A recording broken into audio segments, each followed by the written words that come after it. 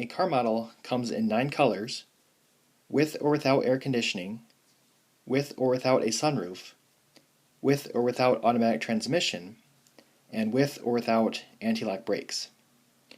In how many ways can the car be ordered with regard to these options?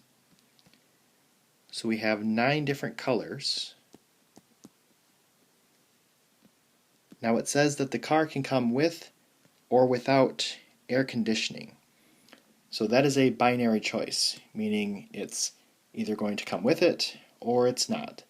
So that is times 2. And the same for the sunroof. And the same for the automatic transmission. And the same for anti-lock brakes. So anytime it's a yes or no, a with or without choice, it's always 2. So 9 times 2 times 2 times 2 times 2 is 144.